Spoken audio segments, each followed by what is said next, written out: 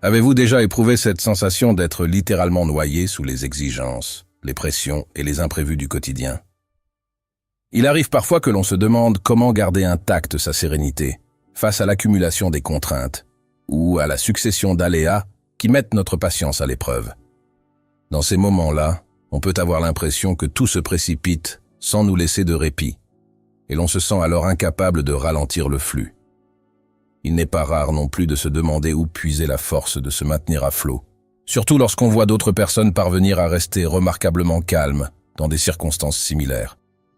Il existe depuis des siècles de nombreuses réflexions à ce sujet. L'une d'entre elles nous vient de la philosophie stoïcienne, qui propose une perspective singulière sur la question de la force émotionnelle. Contrairement à un préjugé assez répandu, les stoïciens ne cherchèrent pas à devenir insensibles ou à supprimer toute émotion. Ils reconnaissaient plutôt l'importance de ne pas laisser les affects gouverner nos comportements de manière incontrôlée. Ils insistaient sur la possibilité d'accueillir pleinement ces ressentis, tout en gardant la main sur la façon d'y répondre.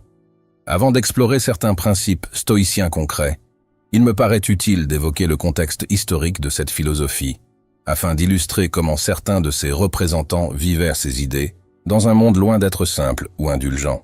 Il est facile d'imaginer le stoïcisme comme une théorie purement intellectuelle, mais nombre de ces figures emblématiques ont affronté des événements dramatiques et des difficultés considérables. Marc Aurèle, l'empereur philosophe, devait composer avec la menace de guerre, les intrigues de palais et la gestion d'un immense empire. Épictète était un ancien esclave qui avait connu la privation de liberté et les abus d'un maître avant de devenir un enseignant respecté. Sénèque était conseiller impérial et se trouvait confronté à toutes sortes de situations périlleuses dans l'entourage de Néron. Ceux qui ont laissé des écrits nous parlent d'un art de vivre qui repose sur une attention aiguë à soi-même et au monde, et sur quelques repères fondamentaux dont il convient de se souvenir dès que la tempête intérieure nous menace. Dans les pages qui suivent, vous trouverez une discussion plus approfondie sur certaines de leurs idées. Elles sont présentées sous une forme qui, je l'espère, vous parlera de manière concrète, afin que vous puissiez les intégrer à votre quotidien.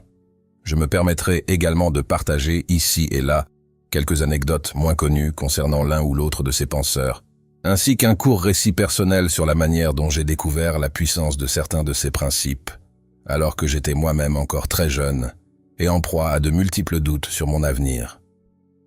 Commençons par l'une des intuitions majeures du stoïcisme, la distinction entre ce qui est en notre pouvoir et ce qui ne l'est pas.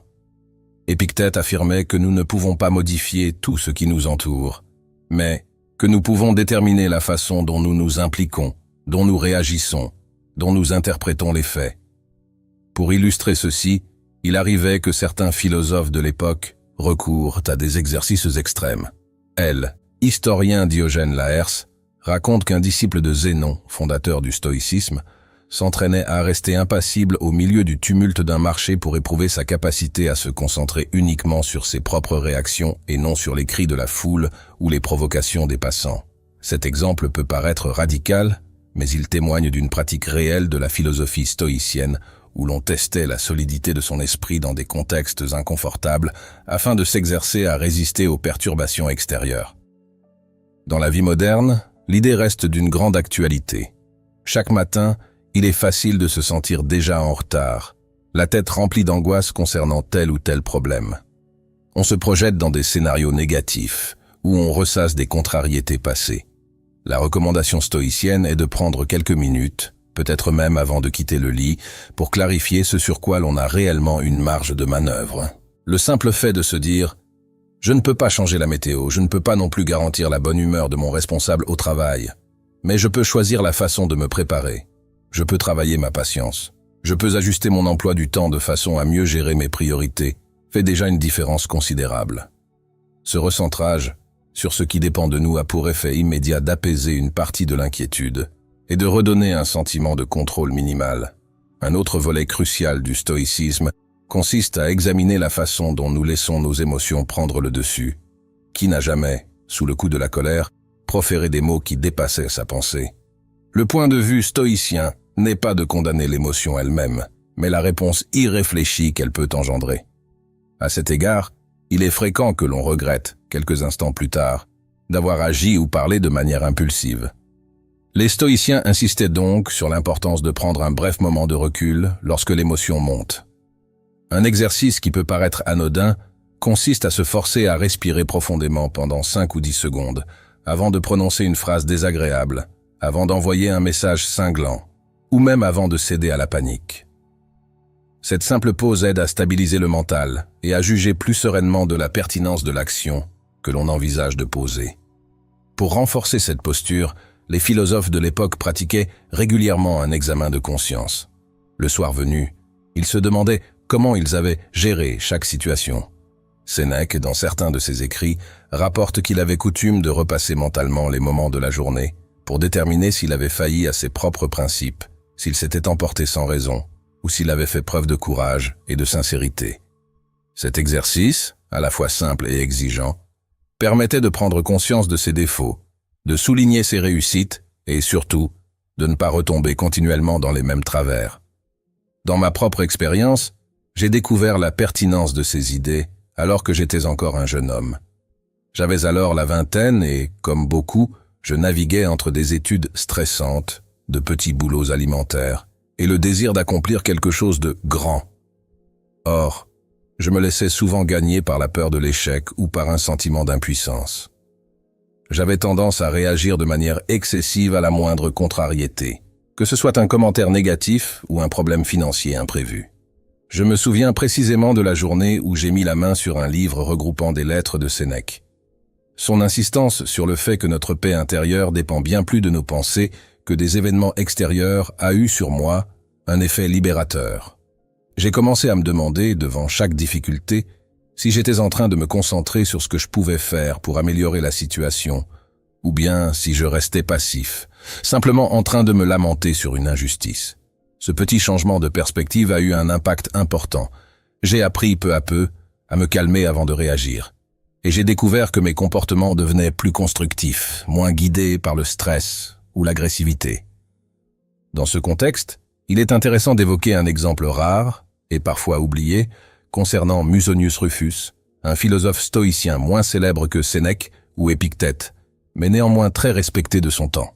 Musonius Rufus était connu pour son enseignement, dans lequel il soutenait que l'on ne devait pas uniquement pratiquer la philosophie par la parole, mais aussi par l'exercice concret de la vertu. D'après certains témoignages, il encourageait ses disciples à effectuer des travaux agricoles et à mener une vie modeste pour se confronter aux contraintes réelles de la nature et de la communauté, plutôt que de rester dans une tour d'ivoire à débattre de concepts abstraits. Il estimait que l'on ne pouvait pas prétendre être stoïcien en se contentant de discours.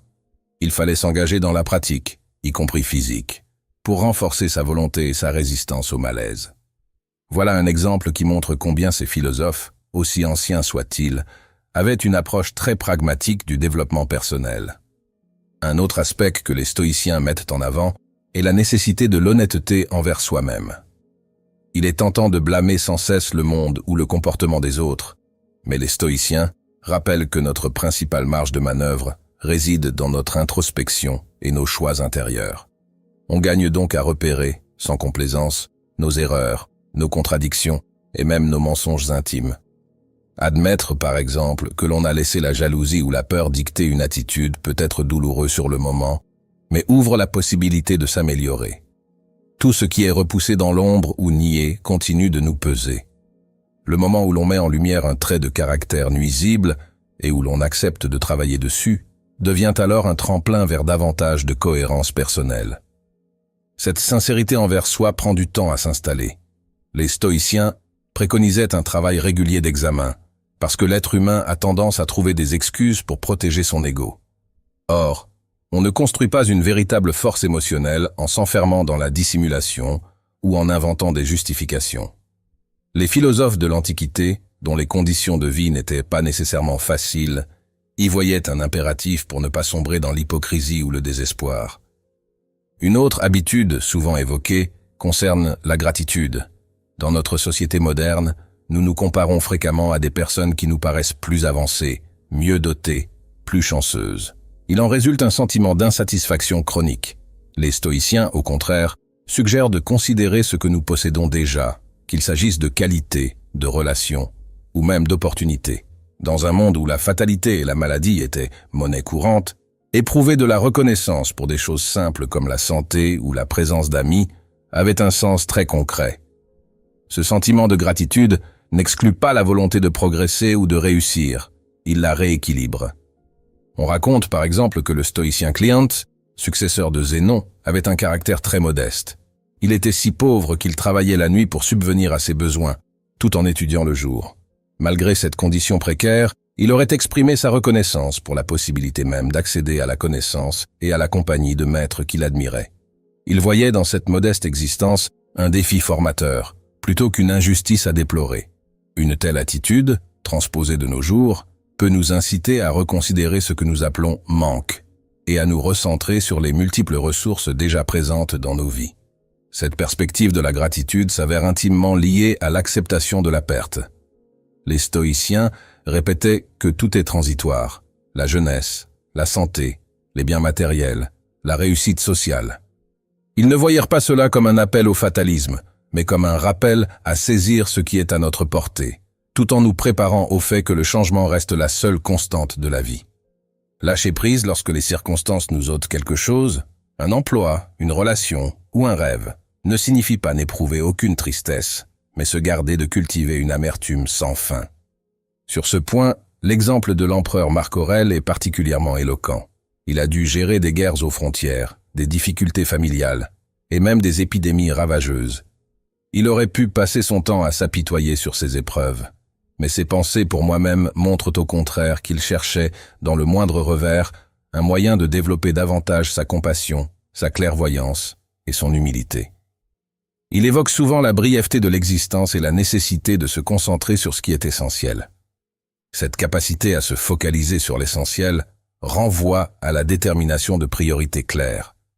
À force de courir dans tous les sens, absorbés par des préoccupations mineures ou dictées par l'extérieur, nous nous épuisons inutilement. Les stoïciens rappellent que l'on gagne à prendre du recul pour identifier les quelques domaines fondamentaux qui méritent notre énergie. Il est si facile, dans le monde d'aujourd'hui, de se perdre dans le flux d'informations, de tâches, de notifications, que l'on en oublie le but principal. Or, dès lors que l'on sait ce qui compte vraiment, on peut cesser de gaspiller nos ressources à répondre à toutes les sollicitations. Ce discernement s'appuie souvent sur une forme de détachement mental. Ce détachement n'est pas une démission. Il s'agit plutôt de maintenir une certaine distance intérieure par rapport à l'opinion d'autrui, aux pressions culturelles ou aux fluctuations incessantes des événements. Le stoïcien n'est pas un être froid, mais une personne qui sait qu'il est vain de se laisser aller à des réactions épidermiques à chaque stimulus externe. Cela se rapproche de l'idée d'être au centre d'une tempête tout en préservant un havre de paix en son cœur, afin de garder le contrôle de ses choix. Enfin, il est souvent recommandé de se fixer un objectif clair pour la journée, même s'il est très modeste. Nous entamons parfois nos matins sans savoir véritablement ce que nous voulons accomplir, hormis répondre à nos innombrables obligations. Les stoïciens insistent toutefois sur la nécessité d'agir conformément à un dessein personnel, ne serait-ce que pour quelques heures. Il peut s'agir de prendre soin de quelqu'un, d'améliorer une compétence, de terminer une tâche qui nous tient à cœur. Dans le tourbillon actuel, disposer d'un petit but concret donne une direction à nos efforts et nous protège de l'impression de n'avoir fait que réagir à la journée, au lieu de la construire. Il me tient à cœur de revenir, pour conclure, sur la manière dont la mise en pratique de ces principes peut transformer en profondeur notre rapport aux difficultés. Dans mes premières années de vie active, j'ai eu l'occasion de constater que l'adoption progressive de ces approches stoïciennes induisait un sentiment de stabilité émotionnelle que je n'aurais pas cru possible. Je ne suis certes pas devenu infaillible ni inébranlable, mais j'ai pu remarquer que les critiques, les revers ou les imprévus cessaient de m'ébranler avec la même intensité qu'auparavant. Au lieu de perdre mon sang-froid, je parvenais à prendre quelques instants de recul, à classer ce qui dépendait de moi et ce qui m'échappait, et à avancer avec plus de lucidité. Ce témoignage n'a pas pour but de dire qu'il suffit de lire Marc Aurèle ou Épictète pour tout régler d'un coup. Il faut une certaine persévérance pour ancrer ses habitudes dans la vie quotidienne. Chaque progrès invite d'ailleurs à faire un nouvel effort. Les stoïciens eux-mêmes rappelaient qu'ils étaient loin d'être parfaits. Néanmoins, à force de pratiquer la réflexion quotidienne, l'attention à ses émotions, la gratitude et le lâcher-prise, on acquiert un sentiment de maîtrise intérieure qui apaise beaucoup de nos peurs et de nos tensions. Il est essentiel de prendre conscience, à ce stade, de tout ce que ce chemin peut vous apporter.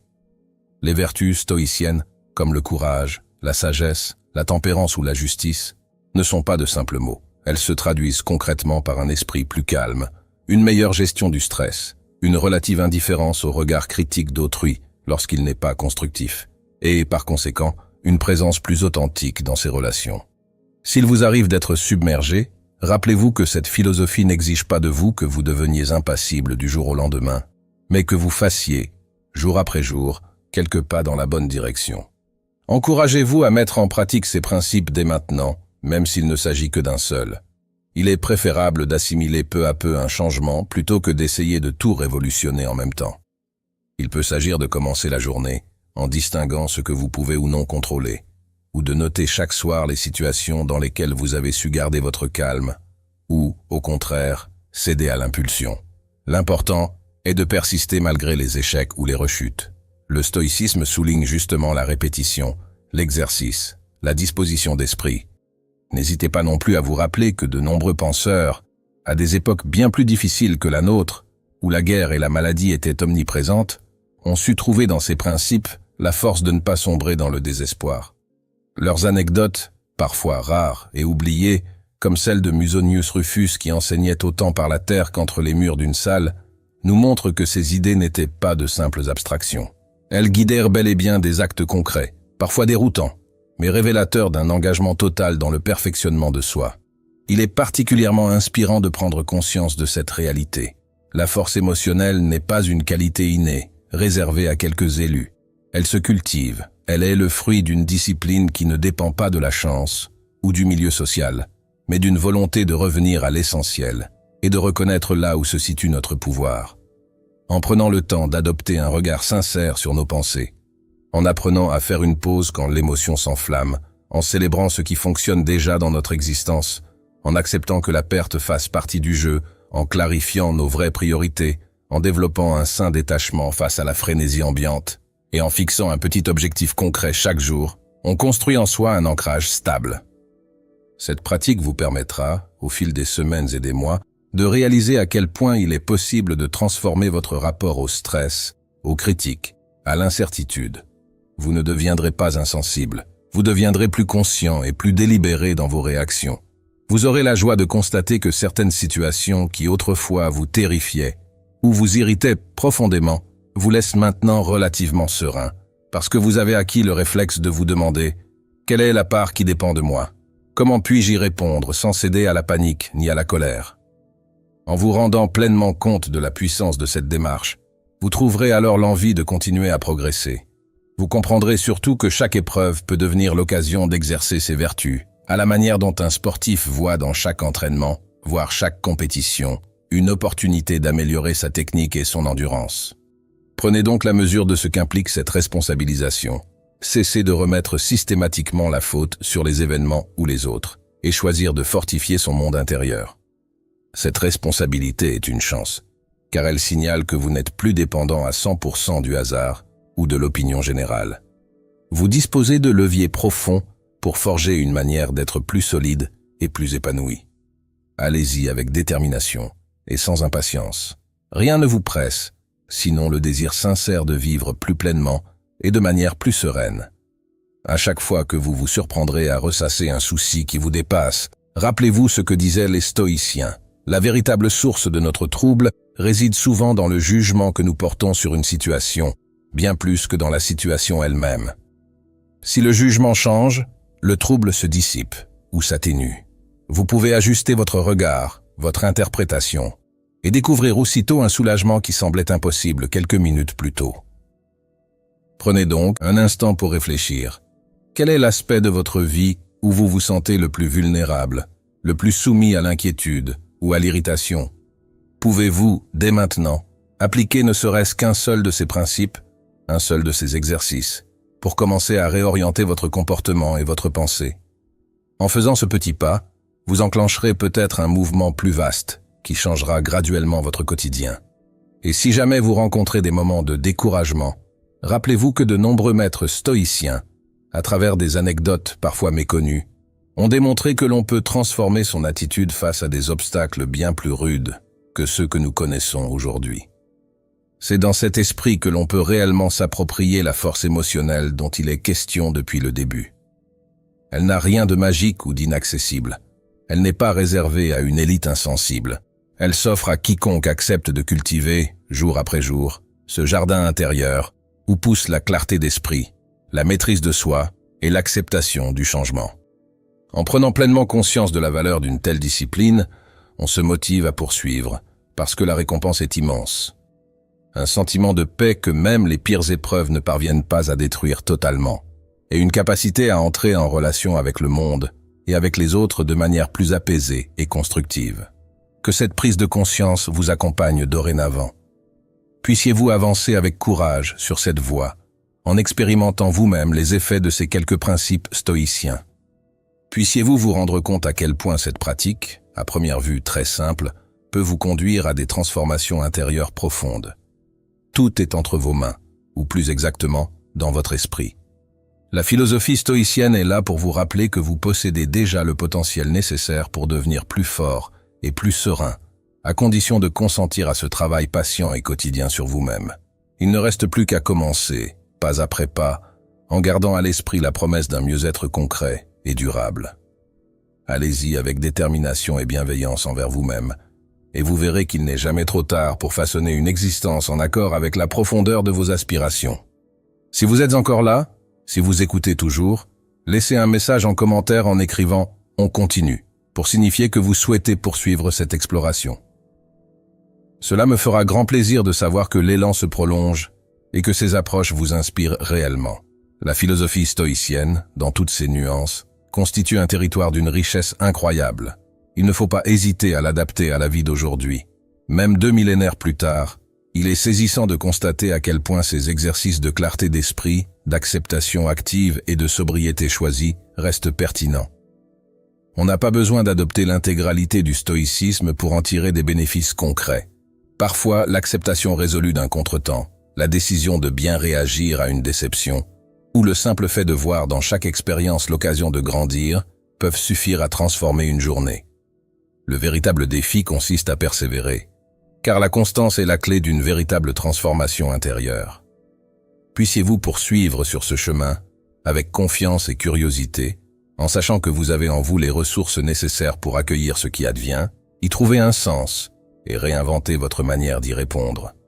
C'est tout l'enjeu du travail stoïcien, ne pas se contenter de lire ou d'entendre des principes, mais les incarner peu à peu dans vos actions, vos choix et vos réflexes émotionnels.